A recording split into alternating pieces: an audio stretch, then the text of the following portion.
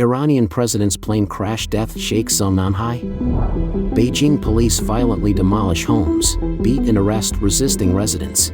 China's epidemic continues to rage, long queues at emergency rooms nationwide.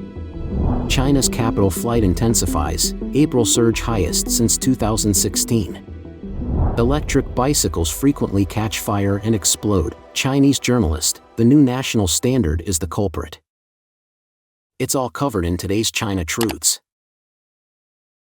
Iranian president's plane crash death shakes Zhongnanhai. On May 19, a helicopter carrying Iranian President Ebrahim Raisi and his foreign minister Abdullahian crashed in dense fog over mountainous terrain, killing everyone on board. The full circumstances of the crash remain unclear. Iranian official media reported that the helicopter made a hard landing while returning to Tehran from the border due to fog. The deaths of Raisi and Abdullahian were officially confirmed the next day.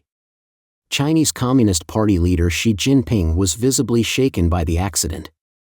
On May 20, immediately following the incident, Chinese Foreign Ministry spokesperson Wang Wenbin announced at a routine press conference that she had sent a condolence message to Iran's first Vice President Mohammad Mokbar, noting that the Chinese people have lost a good friend. While mourning the victims is understandable, the CCP often aligns itself with the Chinese people, a characteristic of authoritarian regimes. Whether Xi's good friend is truly a friend of all Chinese people should be decided by the Chinese themselves. Has Xi asked the Chinese people if he can represent them? Indian Prime Minister Narendra Modi, who had close ties with Raisi, also expressed condolences on social media platform X regarding Raisi's unexpected death. Modi's statement was made in his personal capacity, which is normal. Regarding Iranian President Raisi, in 1988, he joined a secret tribunal known as the Death Committee, which retried thousands of already imprisoned political prisoners and ordered their executions. Human rights organizations claim that around 5,000 men and women were buried in mass graves, constituting crimes against humanity. Raisi was elected president of Iran in 2021. According to human rights monitors, he launched severe crackdowns on dissidents during his tenure. The helicopter crash that killed Raisi and others was described as a hard landing, with unknown factors possibly involving external enemies or internal conflict. An analysis by The Economist pointed out that although Raisi was the number 2 figure, his death will still shake the foundations of Iranian politics. This mysterious death also brings to mind for the Chinese Communist Party the case of Lin Biao, the number 2 figure during Mao Zedong's era, who fled and died in a plane crash in Mongolia. According to the CCP's official account, Lin Biao attempted to seize the highest power in the party and state, which alerted Mao Zedong. Lin Biao and his close associates then planned a coup to assassinate Mao. After the plot was exposed, Lin Biao, his wife, his son Lin Ligua, and several others fled by plane early in the morning on September 13, 1971, and died in a crash in Mongolia. This incident, known as the September 13 incident, shocked both China and the world. However, the official account is still questioned by overseas researchers. While plane crashes occur every year worldwide, incidents involving national leaders often lead to speculation about internal conflicts. The latest incident involving the death of a leader from an authoritarian regime will likely have a significant psychological impact on the CCP dictator, who claims to be constantly worried. On August 23, 2023, when Yevgeny Prigozhin, head of the Russian mercenary group Wagner, died in a plane crash north of Moscow after launching an attempted mutiny, Xi Jinping was attending the BRICS summit in South Africa, and his unusual behavior that day sparked discussions. Videos show that before the BRICS summit meeting started on the second day, 23rd, Xi Jinping, walking into the venue after Indian Prime Minister Modi, was followed by his entourage, who were immediately stopped and pushed back by the venue's security personnel, with the door closing behind them. She turned to look back upon hearing the commotion but then continued walking along the red carpet, occasionally glancing back and even stopping momentarily, seemingly unsure of what to do before eventually entering the venue alone. Xi Jinping's heightened security concerns are apparent. In recent years, during his international travels, he has taken extensive precautions, including having bulletproof cars and an entire set of furniture flown in from China to mitigate the risk of assassination by unknown entities. Earlier this month, during his meeting with President Macron at the Élysée Palace in Paris, she was observed using a sealed, opaque black straw cup, presumably to guard against poisoning. Here, a question arises: who ensures Xi Jinping's sense of security? His top security officials play a critical role, and his closest confidant, Kai Chi, often accompanies him on trips. Following the crash that killed Iranian President Raisi, it is believed that Kai Chi has mandated exceptionally thorough safety checks on Xi's flights, with a level of detail that is almost unimaginable. According to some sources, Xi Jinping is reportedly a believer in prophecies, particularly troubled by ancient Chinese predictions of palace coups and assassination plots that he fears might befall him during his leadership, possibly resulting in his death while in office. As of now, Xi's inner circle, often referred to as his family army, is fraught with internal factions vying for power, creating a tangled web of political intrigue.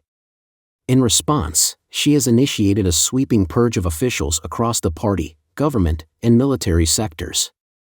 This crackdown is expected to lead to increased neglect, mismanagement, and inefficiency among officials, potentially precipitating a larger crisis. Wang Youchuan, a former officer of the Central Commission for Discipline Inspection and an expert on China, has noted that she lives in constant fear of coups, military revolts, popular uprisings, and assassination attempts. The anti-Xi sentiment within the military ranks is significant, rendering his grip on military power quite tenuous. Any misstep could trigger a severe military backlash against him. Beijing police violently demolish homes, beat and arrest resisting residents. There's been an alarming rise in cases of Chinese authorities forcibly demolishing civilian homes, frequently injuring residents. A recent report found that in Xinfang village, in Beijing's Chaoyang district, over 200 homes were destroyed, many of which were the only homes their owners had. On Platform X, a user named Yesterday uploaded videos on May 18 that depicted the forceful demolition of homes at courtyard number 237 in Xinfang village.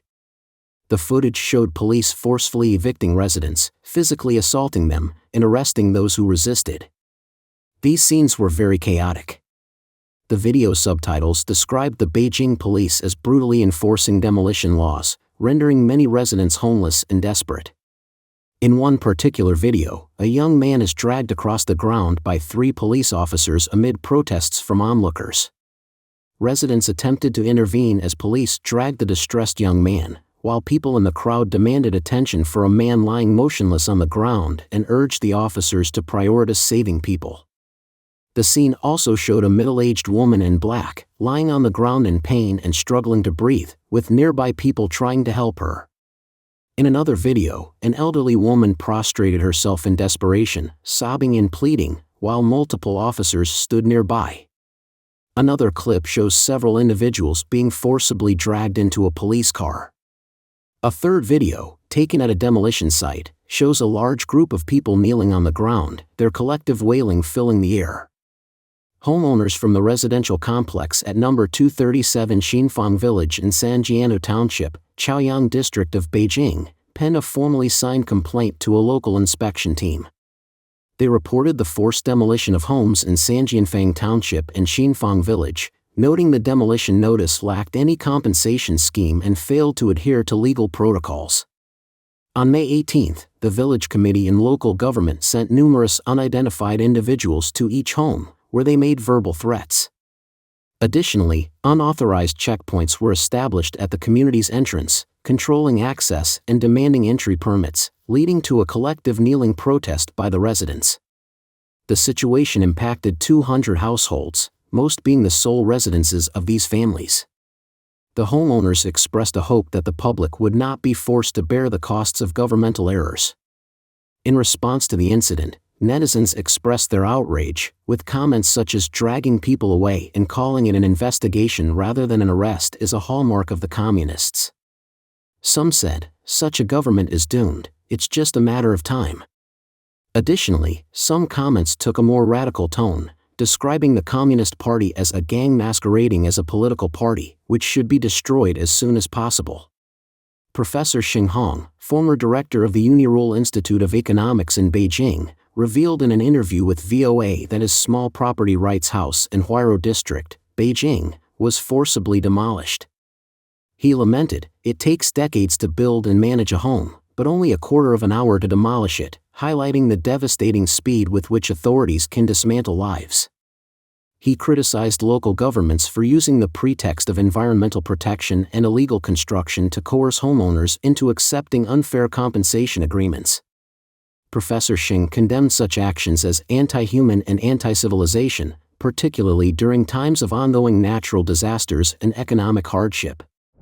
China's epidemic continues to rage, long queues at emergency rooms nationwide. The ongoing epidemic in China has led to overcrowded hospitals and emergency rooms filled with patients suffering from fevers, colds, and sudden severe conditions such as heart attacks and strokes. Chinese social media has been flooded with posts highlighting the immense strain on hospital emergency departments. Netizens recount experiences of waiting up to 5 hours for treatment. A doctor even disclosed on Xiaohongshu, a Chinese platform similar to Instagram, that one emergency room, 2 doctors, nearly 30 patients, including 5 or 6 in critical condition. "I'm trying to move as fast as I can, but it's impossible." The doctor complained that it should be called a slow clinic. According to residents from the mainland, many of the people who visit emergency departments now are patients with fevers, colds, and sudden myocardial infarction or cerebral infarction, who have lost consciousness and fainted. Mr. Zhong from Lini City, Shandong, described the hospital atmosphere as very tense, with doctors overwhelmed by the volume of emergency cases. Along with that, many deaths during the epidemic were reported by the residents. In Sichuan, Mr. Yu shared that 3 of his acquaintances had recently died unexpectedly. He said, all were members of the party, including a retired middle school teacher in his early 60s. Another was between 45 and 56 years old and worked within the system. The youngest, a 29-year-old police officer, had been married for just a couple of months. After having dinner on New Year's Eve, he went to sleep and was found dead the next morning, which shocked his wife. Another resident, Ms. Huang from Sichuan, mentioned that those who have died around her were all called Wumao, referring to members of the CCP's 50-cent army, who strongly believed in the lies of the CCP. China's capital flight intensifies, April surge highest since 2016. China's economy remains sluggish, and capital outflows are intensifying. In April, the amount of foreign currency purchased by Chinese domestic enterprises from banks reached its highest level since 2016, highlighting the pressure on the renminbi amidst domestic economic weakness and the uncertainty of the Federal Reserve's interest rate hikes. Exporters are delaying converting US dollars into renminbi, and Chinese residents are rushing to buy foreign currency for overseas travel. Analysts believe these trends indicate a lack of confidence in the future of China's economy and the Chinese government's measures.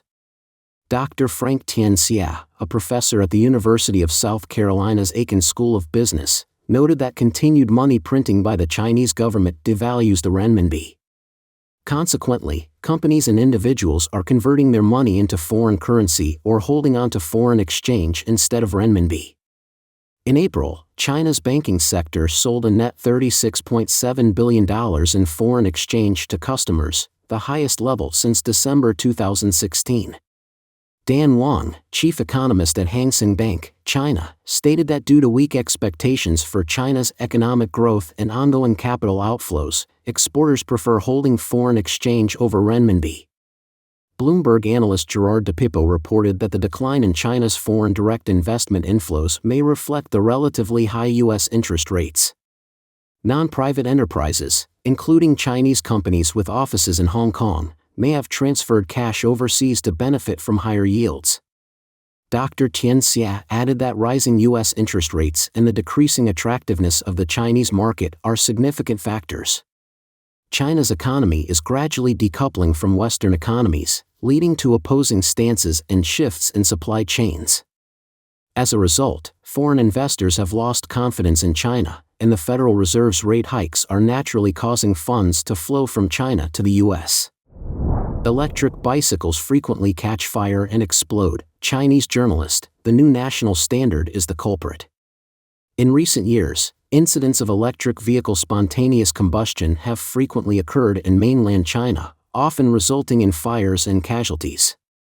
On May 20th, Weibo blogger Snow Mountain Finance published an article titled Sanlu Whistleblower Jian Guangzhou Slams New E-Bike Standards, 55 kg weight limit is murder.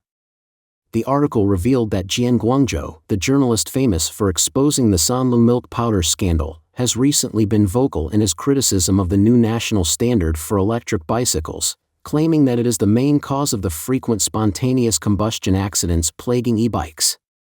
According to the National Fire and Rescue Bureau, there were 21,000 reported electric bicycle fires nationwide in 2023, an increase of 17.4% compared to 2022. Of these, 80% occurred during charging due to lithium battery explosions. In 2022, there were 18,000 reported electric bicycle fires, a 23.4% increase from 2021. In 2018, there were approximately 250 million electric bicycles with over 3,000 fire accidents. By 2023, the number of bicycles increased to around 400 million, with 21,000 fires, representing a six-fold increase in accidents over 5 years, despite only a 60% increase in vehicles. This is extremely abnormal. According to the article, Jian Guangzhou believes the Chinese Communist Party's new national standard, which mandates a maximum weight of 55 kilograms for electric bikes, is forcing manufacturers to switch from safer lead-acid batteries to more volatile lithium batteries. Lead-acid batteries, made primarily of non-combustible lead and acid, with flame-retardant casings, are inherently safe and won't spontaneously combust or explode. However, they are heavy. Even the lightest lead-acid battery, providing a 50-kilometer range, weighs at least 25 kilograms. Increasing energy density further would compromise the battery's lifespan and quality. Since an average empty bike weighs between 38 and 46 kilograms, adding a lead-acid battery would exceed the 55 kilogram limit. In contrast, lithium batteries, while lighter and offering a longer range, pose significant safety risks. The reactive lithium material and organic electrolyte make them susceptible to thermal runaway, which can lead to a violent explosion within seconds, regardless of whether the battery is stationary, in motion, or charging. The article highlights that most current fires are caused by lithium battery electric vehicles.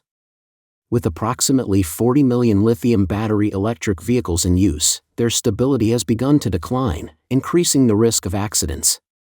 Jian Guangzhou argues that the 55 kilogram weight limit must be abolished to allow safe and reliable lead-acid batteries to become mainstream again, preventing electric bicycles from becoming potential fire hazards. Jian Guangzhou's concerns are underscored by specific incidents, such as the 2021 fire in Hangzhou, which resulted in the death of a young girl, and a 2024 fire in Nanjing, which caused 15 deaths and 44 injuries. In response to these accidents, local regulations now prohibit charging batteries in corridors or rooms. According to NTD, the Chinese Communist Party's mandatory national standard for electric bicycle safety was issued on May 15, 2018, and came into effect on April 15, 2019. Don't forget to leave a comment in the section below to share your opinions on today's topic with us. Make sure to like and subscribe to see more interesting topics from China Truths.